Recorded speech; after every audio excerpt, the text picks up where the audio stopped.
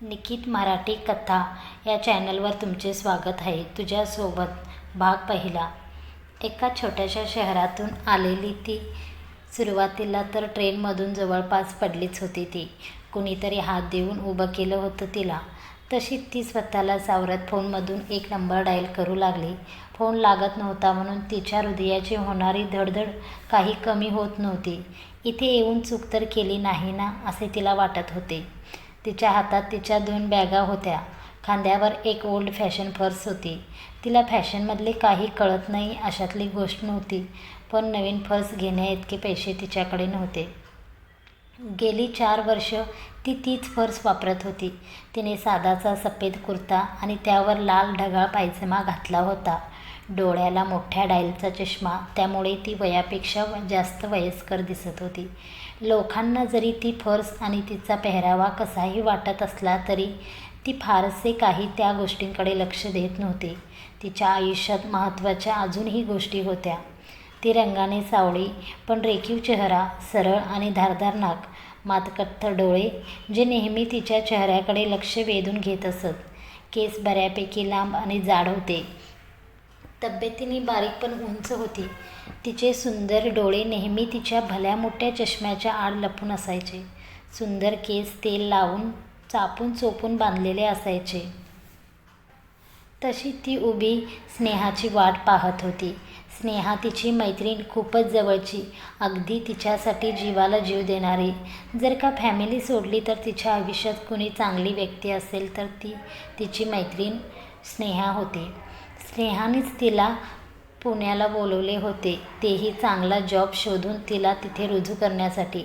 आधी तर तिने नको नको म्हणता 2 वर्ष फुकट घालवले होते, पण आत्ता खरंच तिला पैशाची खूप गरज होती. म्हणून तिने मागचा पुढचा विचार न करता सामानासहित तिथे येऊन धडकली होती. बेदरलेल्या नजरेने ती समोर असलेली तुफान गर्दी, भरगच्च भरलेले ट्रेन, रस्त्यावरील छोटी दुकाने, गाड्यांचे भोंगे पाहून दबकली होती. जणू तिथे कुणीतरी तिची बॅग घेऊन जात असेल असे तिला वाटत होते. फोनची रिंगटोन वाजली. तिने पटकन फोन उचलला. हॅलो स्नेहा, कुठे आहेस? कधीपासून फोन लावत होते, ती धीर करत म्हणाली. अगं मी जरा बाहेर ट्रॅफिकमध्ये अडकले आहे. तू मी दिलेल्या पत्त्यावर टॅक्सी करून ये, मी पोहोचते तिथंच डायरेक्ट. स्नेहा तिकडून म्हणाली. अगं पण कुठल्या टॅक्सीने येऊ मी? मला तर काहीच कळत नाही इथले. मी थांबते तू येईपर्यंत. ती अगं पण मी येईपर्यंत रात्र होईल गं. अजून माझी टॅक्सी 1 इंच पण पुढे सरकली नाही. नाही म्हणता म्हणता मला रात्र होईल. प्लॅटफॉर्मपासून तू दिलेल्या पत्त्यावर आलीस तर माझा अर्धा प्रवास वाचेल आणि तिथेच आपली भेट होईल. स्नेहा तिकडून म्हणाली.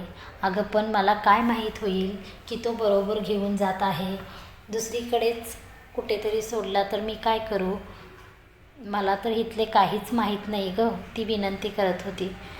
बरं बरं, मी माझ्या एका फ्रेंडला कळवते, तो तुला रिसीव्ह करेल, चालेल ना? स्नेहाने विचारले. तुझ्या चांगला माहितीतला असेल तर चालेल. कुणासोबत जायची तिची इच्छा नव्हती, पण स्नेहाला तरी किती त्रास द्यायचा म्हणून ती तयार झाली. ओके मी त्याला लगेच पाठवते, पण तू तिथेच समोर कॅफे आहे, तिथे जाऊन ती कॉफी वगैरे घे. मी पाठवते त्याला, त्याचा नंबर पण तुला पाठवते. जर लवकर आला नाही तर त्याला 15-20 मिनिटांनी कॉल कर. स्नेहा तिकडून म्हणाली. बरं ओके. स्नेहा म्हणाली त्यानुसार ती कॅफेमध्ये गेली, कारण तिला लांबच्या प्रवासामुळे भूक लागली होती आणि दमली पण होती. त्यामुळे कॅफेमध्ये ती जाऊन बसली. एकीकडे तो म्हणजे कथेचा नायक, तो तिथे त्याच्या एक नवीन ओळख झालेल्या मैत्रिणीसोबत कॉफीसाठी आला होता. त्याचं कॅफेत जिथे ती आली होती. दोघे एकाच छताखाली, पूर्णपणे अनोळखी. ती तिच्या विचारात आणि तो त्याच्या धुंदीत. तो तिच्यासोबत कॅफेत आला होता. ती एक मॉडेलिंगसाठी आलेली नवीन आर्टिस्ट होती आणि तो एक मल्टी टॅलेंट फोटोग्राफर, एक मल्टीनॅशनल ॲडव्हर्टायझिंग कंपनीमध्ये काम करत होता.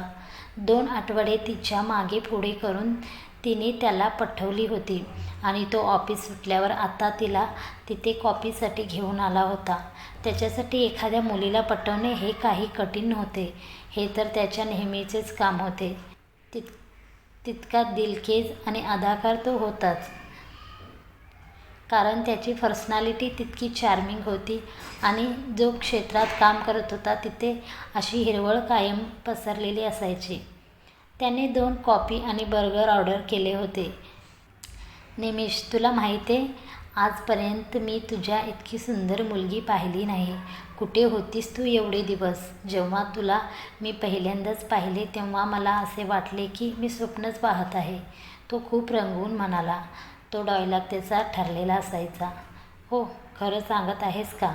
निमिष लाजून म्हणाली. तू इतका जेन्युइनपणे म्हणाला तर तिला खरं वाटले. अगदी खरंच, तुझी शपथ, तो म्हणाला. त्याचे ते वाक्य ऐकून बाजूच्या टेबलवर बसलेली तिने वळून पाहिले. तो तिची तारीफ करत होता. ती सुंदर तर होतीच, पण मेकअपचं ट्युटोरियल करून आल्यासारखी दिसत होती. ती गप एकटीच बसून तिथे असलेल्या लोकांचे निरीक्षण करत होती. कॉफी येईपर्यंत तिचा टाईमपास सुरू होता. तिने अशी माणसे पहिल्यांदाच पाहिली होती, त्यामुळे कुतूहल न राहता तिचं लक्ष त्या दोघांकडे जात होते. तुझ्या आजूबाजूला तर नेहमी सुंदर सुंदर मुलीची लाईन असते. मला वाटले की तू मला पाहतही नसशील, निमिष हसून म्हणाली.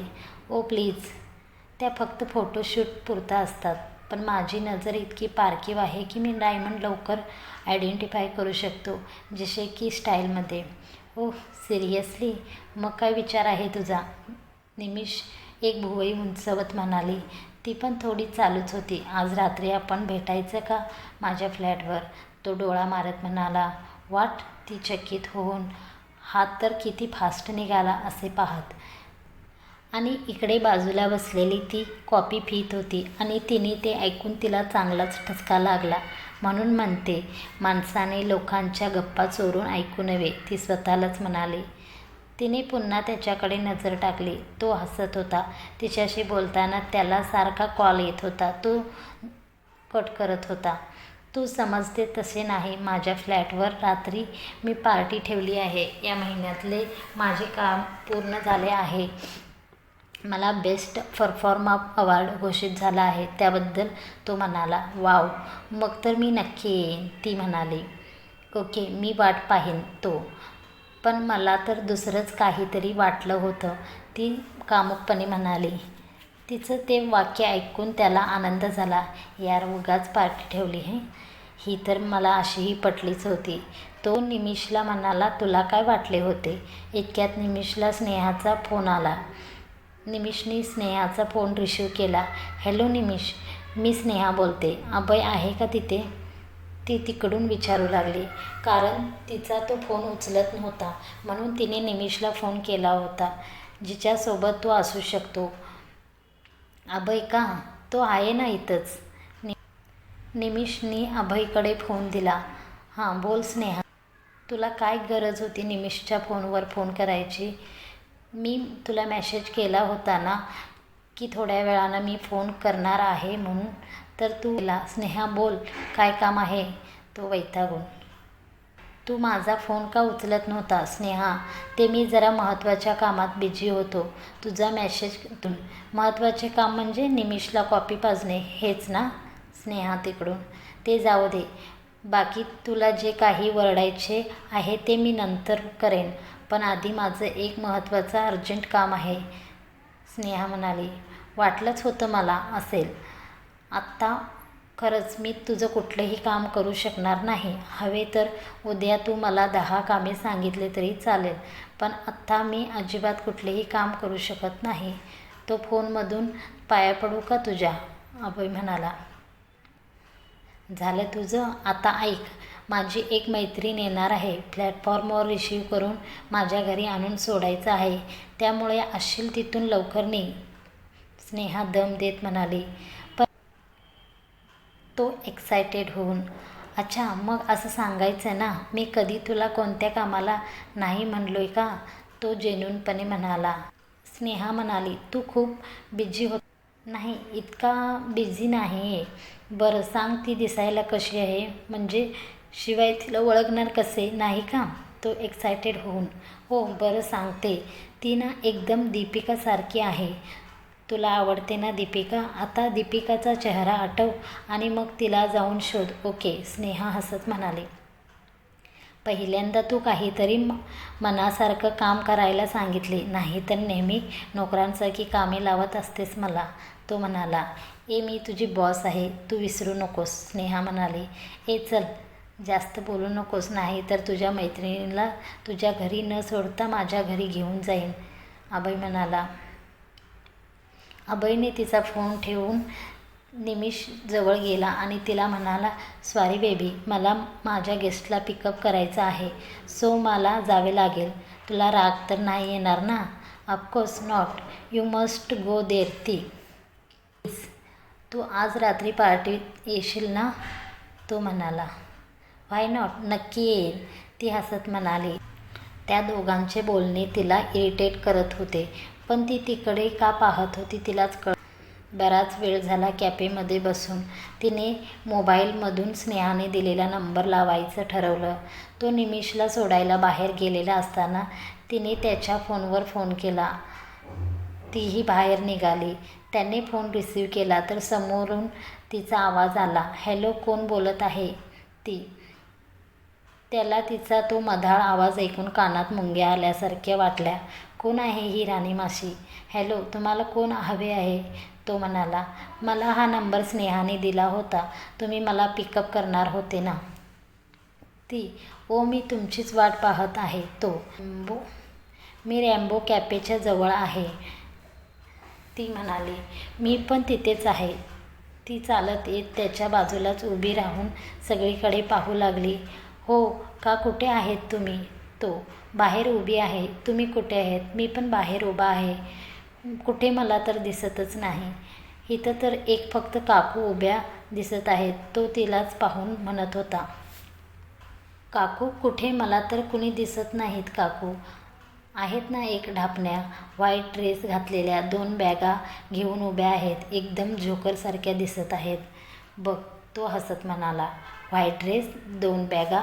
ती विचार करत असताना तिला लक्षात आले की हे तर माझेच वर्णन आहे. दोघे जवळच होते, पण आवाज बाजूने येत आहे असे दोघांनाही भान नव्हते. हो, 1 मिनिट, मी व्हिडिओ कॉल करतो, चालेल ना? ओके, चालेल. त्याने फोन लावला आणि तिने रिसीव्ह केला. त्याचा हार्ट फेल आणि हिची हाय BP. दोघेही गप्प. त्याने तर एकदम डोळे बंद केले. ओ शिट, मेलो आता. तो एक डोळा उघडून फोनमधून त्याची नजर फिरवून हळूच तिच्याकडे पाहू लागला. ती रागीने लालबुंद होऊन पाहत होती. आईला, ही काकू स्नेहाची मैत्रीण आहे. स्नेहाची मैत्री मी तर पुढच्या 7 जन्मात कधी करणार नाही. कोण आहे? कुठल्या तरी पागलखान्यातून सुटून आल्यासारखी दिसत आहे. हिला बाईकवर मी घेऊन जाणारच नाही, असे तो मनात बोलत होता. हा तर तोच मुलगा आहे पानसट. त्या मुलीशी पण खोटं बोलला आणि आता मला जोकर म्हणत होता. मॅनरलेस. त्याच्यासोबत जाण्यापेक्षा मी एकटी जाईन, ती पण मनातच बोलत होती आणि शिव्या देत होती. इतक्यात स्नेहा तिथे एक स्कूटी घेऊन आली. हे गिरिजा, स्नेहा स्कूटी लावत येऊन गळ्यात पडली. गिरिजा खुश झाली. तू येणार नव्हतीस ना, आणि कशी आलीस? आणि स्कूटी कुणाची आहे? गिरिजा तिला काळजीने विचारू लागली. अगं, माझ्या मैत्रिणीची स्कूटी आहे. ती मला भेटली आणि मी तिला टॅक्सीत बसून तिची स्कूटी घेऊन मी इकडं आली आहे. अभय, तू पण इथंच आहात? अभय, तू पण आत्ताच पोहोचलास का? तुम्ही दोघं पण इथेच आहात अजून? स्नेहा त्यांना दोघांना चकित होऊन पाहत होती. हो, म्हणजे जस्ट आत्ताच भेटलो, अजून ओळख पण झाली नाही, तो हसत म्हणाला. मी ओळख करून देते. ही माझी बालमैत्रीण गिरिजा, फॅशन डिझायनर आहे, स्नेहा तिचं कौतुक करत म्हणाली. गिरिजा त्याला उगाच जास्त काही सांगू नकोस असे म्हणत डोळ्याने दम देत होती. गिरिजा, हा माझा मित्र आहे अभय. हा फोटोग्राफर आहे. सोबतच हा माझा बेस्ट फ्रेंड. नेहमी माझी मदत करतो, कधीच नाही म्हणत नाही. He is a nice and very talented person. Sneha त्याची ओळख करून देत म्हणाली. गिरिजाचं डोकं शांत ठेवून फक्त पाहत होती आणि तो मात्र लाजून कावराबावरा. बस कर पगली, अभी रुलाई क्या? आता काय सत्कार करतेस का माझा इथे? माझी एवढी तारीफ तुला पचणार नाही. फ्रेंड आहे एवढे सांगितले तरी बस. By the way, I am Abhay, very poor man in the town, म्हणाला. ती गप्प पाहतच होती. तो हात पुढे करून होता तितक्यात गिरिजाचा फोन वाजला. तुम्ही कॉल रिसीव्ह करू शकता, नो प्रॉब्लेम, तो त्याचा हात मागे घेत केसांवर फिरवत म्हणाला. तू नसते म्हटले तरी मी घेणारच होते, ती मनाशीच म्हणाली आणि तिने फोन रिसीव्ह केला आणि बाजूला जात बोलू लागली. तो बारीक डोळे करत तिच्याकडे पाहत होता. कोणाचा फोन आला असेल अशी साईडला गेली. जाऊ दे, मला काय करायचे. गिरिजा तिथून जाऊन दुसरीकडे उभी राहिली तसे अभय स्नेहाकडे पाहत म्हणाला. कोण आहे हा नमुना? अभय. नमुना नाही, माझी बेस्ट फ्रेंड आहे ती, स्नेहा त्याला चापट मारत म्हणाली. सिंगल आहे की मिंगल? तो तिच्या हलवत. म्हणजे अभय चकित झाला. म्हणजे तिचा लवकरच डिवोर्स होणार आहे, केस सुरू आहे. पण प्लीज तिला काही विचारू नकोस, स्नेहा म्हणाली. अरे मी का विचारेन अशा पर्सनल गोष्टी? ती माझी थोडी फ्रेंड आहे, मला काही इंटरेस्ट नाही तिच्यात, अभय म्हणाला. इंटरेस्ट घेऊही नकोस, ती तुझ्या टाईपची मुलगी नाही, स्नेहा कडक आवाजात म्हणाली. तिची गोष्ट वेगळी आहे, चूक तिच्या नवऱ्याची आहे, त्यांनी तिला सोडले आहे, पण ती अजूनही त्याला संधी देत प्रयत्न करत आहे तिचं रिलेशनशिप वाचवण्यासाठी आणि त्याच्याकडून कोणतीही अपेक्षा न ठेवता. पण तिचा नवरा तो डिवोर्स घेत आहे बिकॉज तो दुसरा कोणातरी सोबत रिलेशनशिपमध्ये आहे. ओ गॉड. आणि त्याच्यासाठी ही अशी देवदासी आहे. अनबिलिव्हेबल. त्यामुळे माझा प्रेमावर विश्वास नाही. मला असे देवदास म्हणून फिरायला नाही आवडत. अभय, खरं प्रेम झाल्यावर कळेल तुला, स्नेहा म्हणाली. प्रेमात तर मी रोजच पडतो, यू नो दॅट, पण ते खरं असते की नाही माहीत नाही, अभय तिला डोळा मारत खांदे उडवत म्हणाला. हो का? मग माझ्या प्रेमात का बरं पडला नाहीस अजून? स्नेहा केस उडवत म्हणाली. मी मुलींच्या प्रेमात पडतो, भूताच्या नाही, अभय हसत म्हणाला. ते ऐकून ती त्याला मारू लागली. त्या दोघांचे तिकडे गप्पा सुरू असताना गिरिजा आजीसोबत फोनवर बोलत होती. गिरिजा, कुठे आहेस तू? पोहोचलीस का नीट? गिरिजाची आजी. हो आजी, पोहोचली. आदिती काय करते? मला विचारत आहे का? नाही आहे, ती खेळत आहे. आता ती समजदार झाली आहे, राहील माझ्याकडे. तू तुझ्या कामाकडे लक्ष दे, आजी तिला धीर देत म्हणाली. आदिती गिरिजाची मुलगी होती. आई आणि बाबा काय म्हणाले? त्यांना न विचारता आली, कळल्यावर रागावले असतील ना ते तुझ्यावर? गिरिजा बोलतानाही आवाज कापत होता. त्यांना तर त्या पलीकडे दुसरं काय येतं का ग राणी? तुझा विचार आजवर केला का त्यांनी? आजी भरल्या स्वरात म्हणाली. गिरिजा दुसरी मुलगी होती, ती झाली त्यावेळी त्यांना फक्त मुलगा हवा होता, त्यामुळे तिला वडिलांचे अजिबात प्रेम मिळाले नव्हते. आईही तिचा राग करायची. मोठी मुलगी मयुरीचे तरी थोडेफार लाड करत असत. गिरिजा जणू त्यांना जड वाटायची. फक्त आजी काय तिला जीव लावायची. आजोबाही त्याच विचारांचे होते. तिच्यानंतर झालेल्या भावाचे मात्र 7 पिढ्यात झाले नसतील इतके लाड केले. तो सर्वात धाकटा आणि लाडका होता. अलीकडे त्याचं लग्न झालं, धूमधडाक्यात केलं होतं, पण त्याच्या बायकोला गिरिजा आणि गिरिजाची मुलगी तिथं राहणे अजिबात आवडत नव्हते. तिच्या वागण्यातून हळूहळू ते प्रखर जाणू लागले होते. पण गिरिजा हतबल होती. तिच्या वहिनी तिच्याशी कठोर वागायला आणि किरकोळ गोष्टीवरून वाद घालायला सुरुवात केली. तसे तिचा होणारा खर्च तिला बोलून दाखवू लागली. त्यामुळे गिरिजाने निर्णय घेतला की ती आता माहेरी न राहता आणि स्वतः कुठेतरी जॉब करून स्वतःचं वेगळं घर घेईल. ते तर आहेच. जाऊ दे, तुला नंतर फोन करते ग. निघते मी, स्नेहा आली आहे मला घ्यायला. गुणाची पोर आहे, तिला मी दिलेले लाडू दे हां आणि विचारले म्हणून सांग, आजी तिकडून म्हणाली. हे सगळं करते, आता फोन ठेवते. गिरिजा आणि स्नेहा तिकडून स्कूटीवरून निघाल्या. अभय नकळत तिच्याबद्दल जे बोलला होता त्यामुळे थोडा तो खजील झाला होता. फार काही न बोलता ते दोघे गप्पच एकमेकांकडे पाहत होते. त्या दोघी जात असताना तो तिला पाहत राहिला. तिच्या डोळ्यातील खोल जखमा त्याला जाणवल्या होत्या. तिच्या मनात किती मोठं दुःखाचा सागर लपला आहे ह्याची त्याला कल्पना आली. मित्रांनो, तुम्हाला आमची ही कथा आवडत असेल आमच्या चॅनलला लाईक आणि कमेंट्स करा आणि चॅनलला सबस्क्राईब करून समोरचे बेल आयकॉन प्रेस करून ऑलवर सिलेक्ट करा. असेच नवनवीन व्हिडिओ तुम्ही पाहू शकता. धन्यवाद मंडळी.